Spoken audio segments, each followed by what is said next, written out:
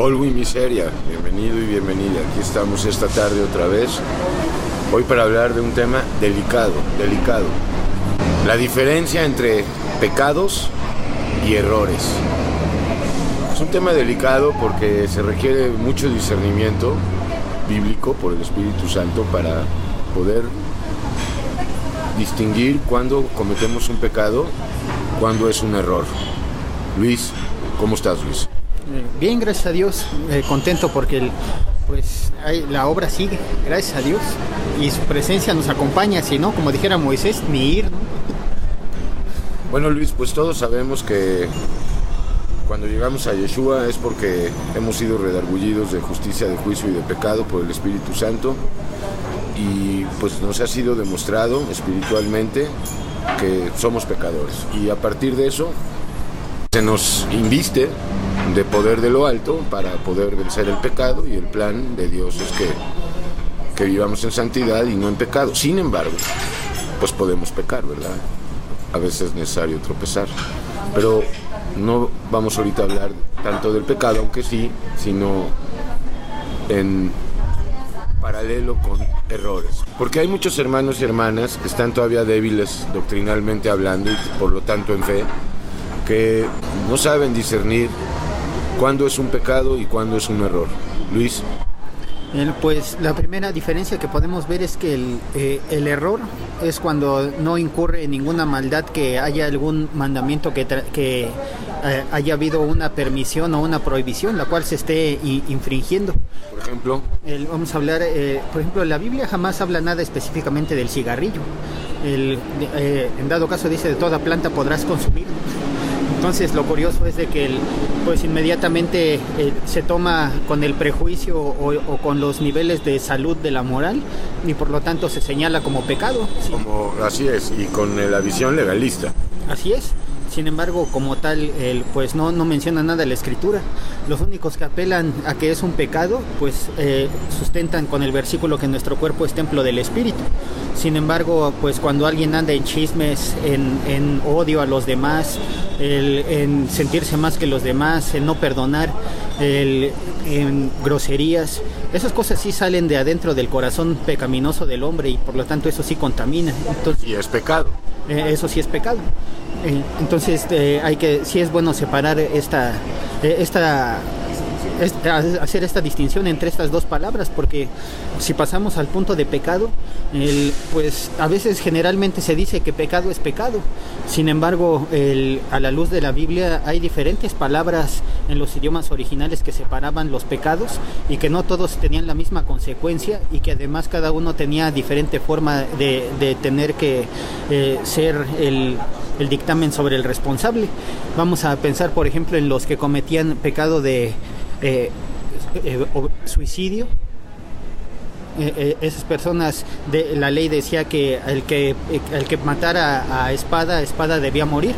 Sin embargo, vemos el caso de un pecado, por ejemplo, de adulterio, en donde también se permitía morir, aunque a veces también se daba la oportunidad de participar de un sacrificio, de acuerdo a Números capítulo 5, en el que se ponía a preguntar si lo había cometido o no, y se desencadenaba una consecuencia con las aguas amargas. Muy bien, gracias a Yeshua ya vino y ya cumplió la ley, y ahora estamos en el tiempo de la gracia. Nosotros sabemos por revelación en sí que pecado es pecado, y es verdad, pero definir qué es el pecado no es tan fácil. Quizás la definición más noble y sencilla, y pues quizás más profunda, aunque en apariencia no lo es pecado es ofensa cometida contra Dios. También está el asunto lamentable de que muchas personas, gracias a la iglesia miserable apóstata, pues consideran que hay 7 pecados. También vamos a hablar de eso. A mí lo que me preocupa, y por eso hago esta conversación, por la gracia, es que hay muchos y muchas hermanos y hermanas que al primer error lo consideran pecado, y la carga o la culpa que se abulta en sus almas es desastrosa. Sí, esa es otra cosa muy importante a mencionar, porque la iglesia apóstata maneja mucho el sentido de que como en la cruz fue vencido el pecado, también tiene que ser derrotado y exterminado en nuestra vida de una manera definitiva. Bueno, en parte es verdad, nada más que no definitiva en el sentido de que ya no hay pecado, sino que hay que hacerlo morir, ¿no? ¿A eso te refieres? Así es, efectivamente, esta es la parte que ellos no completan en esta doctrina. Lo toman en el momento en el que una persona tiene un tropiezo, un resbalón, inmediatamente lo generalizan que ya cayó en pecado, que está en pecado, que debe de ser señalado, que debe de ser disciplinado, que las personas deben de apartarse de él.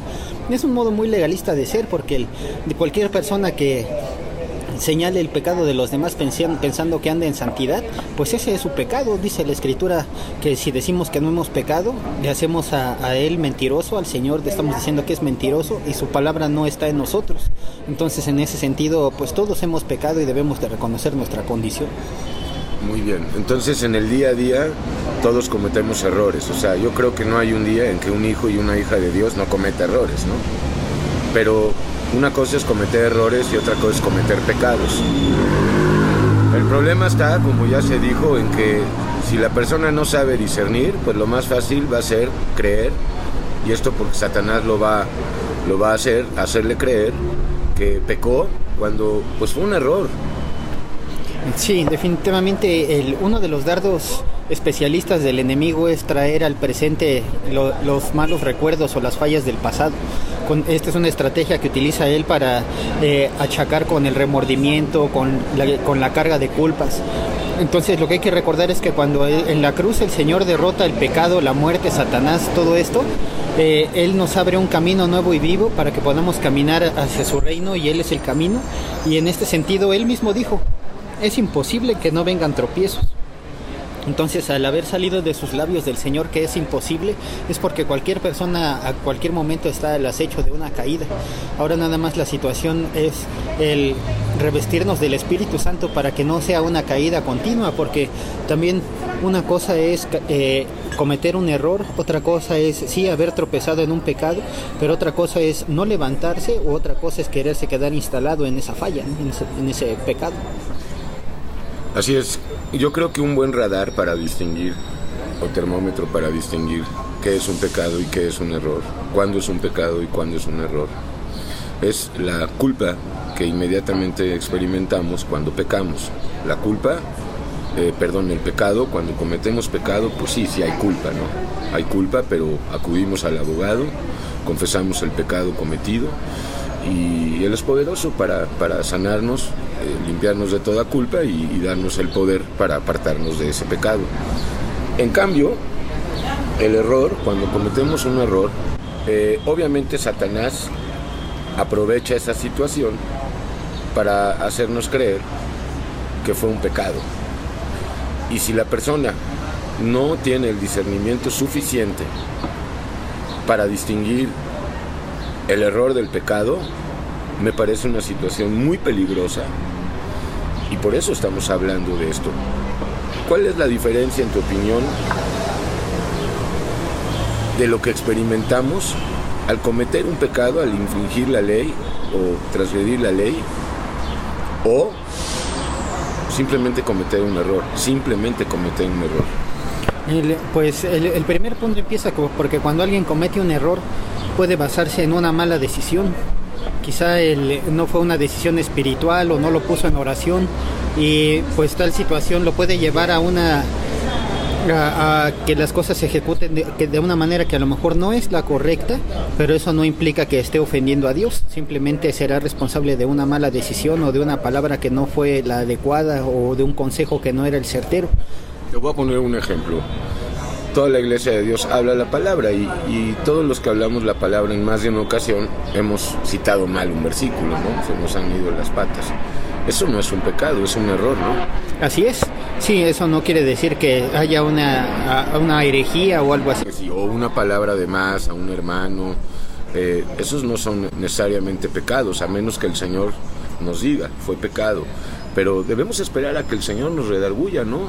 Y no creerle al diablo a la primera, porque Él va a venir, se va a anticipar y va a decirnos: ya pecaste, ya volviste al vómito, debemos esperar a que Dios confirme si realmente fue un pecado o no lo fue, o a veces también Satanás nos hace creer que cometimos muchos errores y no cometimos, por lo menos en ese día que nos está diciendo, no lo cometimos.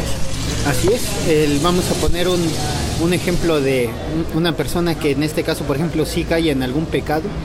La Escritura sí nos habla de una lista de cosas que ofenden a Dios, empezando por ejemplo con la falta de perdón. Es uno de los más claves, porque el Padre nuestro dice perdónanos como nosotros perdonamos. Entonces ya y también dice la carta a Colosenses, perdonándonos unos a otros así como Cristo nos perdonó.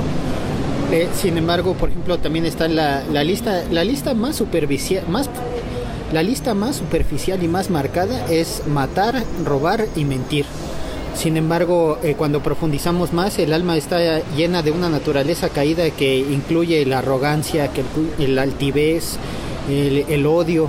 Entonces son cosas que de alguna manera ahí sí la Escritura nos manda como equilibrio perfecto y camino perfecto el amor. Pablo decía, aquí que yo enseño un camino mejor, y es porque el perfecto amor, cuando se empieza a madurar en nosotros, nos ayuda a expulsar temores, debilidades. Se va perfeccionando Yeshua en nosotros. Y además el amor cubrirá todas las faltas o multitud de faltas. Así es. Muy bien, bueno, pues me gustaría que se haga un llamado a estas personas que están todo el día cargando culpas por supuestos pecados que no están cometiendo, y también por errores que están cometiendo y que llegan a creer que son graves pecados. Y también para aquellos que pues no se dan cuenta y pecan. Sí, pues el primer llamado a los que han caído en un error, pues mira, nada más reflexiona, ve los respectivos ajustes. Si sientes alguna carga de, pues por llamarlo así, de conciencia, pues no dependas de la opinión o que te juzguen los demás. Ve con Dios, ponte a cuentas con Él en el perdón, pide dirección si se necesita hacer algún ajuste en tu mala decisión, pero no lo tomes en cuenta como que vengas cargando algo que quiera utilizar Satanás de antemano para que te sientas derrotado, ya no avances, quieras dejar el camino. Solamente tienes que reconsiderar.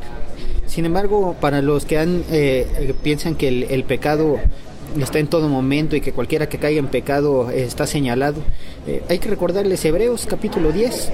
Ahí en ese texto dice que cuando se hizo la única ofrenda en este planeta por los pecados, fueron quitados por Él, pero en un sentido de que ya no haya ningún remordimiento. Ninguna culpa. Así es, ninguna culpa. El pecado sigue ahí porque el sacrificio sobrenatural de Jesucristo lo quitó de una vez por todas, dice el texto. Sin embargo, en la práctica, el hecho de que haya estado muriendo, más bien lo perdonó de una vez por todas. Así es. Y lo venció. Sí, Él con la sangre perfecta y por la personalidad divina que Él es, pudo apartarlo y acabar con él de una vez por todas. Sin embargo, el hecho de que haya hecho esto en el pasado y alcance el perdón de los que hemos nacido y de los que aún no nacen mientras Él no venga, eso garantiza que el pecado ahí va a estar y en algún momento la persona lo iba a cometer, pero de antemano el Señor había ganado esa salvación para que no tuviera que vivir bajo esa maldad, ese remordimiento, y sobre todo no tener que vivir esclavo. Dice la Biblia que el que practica el pecado, esclavo es del pecado. Entonces, en ese sentido, pues nos viene a quitar esa esclavitud para que no venga el enemigo a traer condenación. Yo creo también que el problema también viene porque muchos y muchas pues todavía le creen a sus conciencias, y la conciencia no es el juez. Antes de conocer a Yeshua, pues sí, era una especie de juez o de tribunal pues al cual acudíamos, ¿no? Bueno, ¿qué hice? ¿Hice bien? ¿Hice mal? Pero es un grave error creerle a la conciencia, porque Dios no necesita revelarse por medio de nuestra conciencia, nos redarguye directamente. Sí, en el caso de del grupo de los escogidos, dice que aquel que es guiado por el Espíritu de Dios, ese es hijo de Dios. Entonces es su Espíritu directamente el que da testimonio a nuestro espíritu. En el caso, por ejemplo, del el que está en un estado de hijo de desobediencia. También dice Juan 16:8 que es el Espíritu directamente el que lo convence de pecado, de justicia y de juicio. Entonces el Espíritu Santo tiene un ministerio de redarguir tanto a su hijo o siervo que ha fallado, para restaurarlo o para guiar a la salvación a los que todavía no le conocen. Es una función que él ejecuta, y que muchas veces nuestra labor aquí en la tierra nada más es testificar el Evangelio, no negarlo, pero Él es el que tiene el control de la obra. Bueno, pues ya lo oíste, y no sé si quieres añadir algo más. Sí, hay muchas personas que la culpa la cargan no necesariamente porque hayan fallado, sino porque muchos los señalan y siempre los están condenando y tienen la conciencia débil. Así es. Entonces al estar debilitados, y a la otra persona al ser persistente en estarlo juzgando, pues se siente más oprimido, se siente más condenado. Entonces, si tú estás en este estado, solamente tienes que pedir perdón a Dios, porque ¿quién puede perdonar los pecados sino solo Dios? Entonces, pues no te dejes juzgar por los demás, ni por tu conciencia, ni por la conciencia, ¿no? Invoca a Dios, al Dios bueno y vivo que está interesado en que confesemos nuestros pecados, nos apartemos de ellos, y Él nos da la fortaleza para alejarnos. Y de alguna manera, si alguien te tacha de imperfecto, de que fallaste o de que practicas alguna cosa, pues finalmente Dios es el que juzga, no el hombre. Además, no que ya seamos perfectos, ¿no? Como dice en Filipenses Pablo, sino que proseguimos al blanco, estamos en este camino de perfeccionamiento. O sea, Dios nos ha hecho no perfectos, pero sí perfectibles. Así es, sí, en ese mismo texto Pablo decía, no pretendo yo ya haberlo alcanzado. O sea, él sabía que la meta el fin de su ministerio, de una vida perfecta, él estaba consciente que no la tenía mientras estuviera atrapado en este cuerpo. Entonces, por lo tanto, si alguien ha fallado y otro ha fallado, y el otro que ya falló señala al que falló y se siente más perfecto que el que falló, pues su misma falla lo recuerda que todos estamos en una misma condición. Por eso dice la Biblia que todos fuimos sujetados a desobediencia, para que el Señor tenga misericordia de todos. Así es. Entonces también hacemos un llamado. Si cometiste un error o un pecado y sientes culpa, métete en oración, y si fue un pecado, Dios te lo va a revelar y te va a dar fuerza para salir de él, te va a librar de la culpa que cargas. Y si fue un error, te lo va a decir. Sí, definitivamente ahí el Espíritu está actuando, principalmente porque si una persona se está tambaleando en la presencia de Dios, y el Señor con sus cuerdas de amor lo está trayendo, ahí es donde lo hace sentir. Bueno, pues ya lo oíste. Ni con la conciencia, ni tus razonamientos, ni el diablo, ni cualquier otro tribunal humano. Ve con Cristo, Él te va a revelar cuándo pecamos y cuándo es un error producto de nuestra imperfección, y pecado es pecado y error es error. No es lo mismo definitivamente. Un error no es un pecado es un pecado, y un error es un error. Bueno, muy bien, acuérdate de las palabras escritas en Romanos: bienaventurado el varón o varona que no se condena en lo que aprueba. Dios te bendiga, Luis. Igualmente, Dios le bendiga, Garo. Polvo y miseria. .com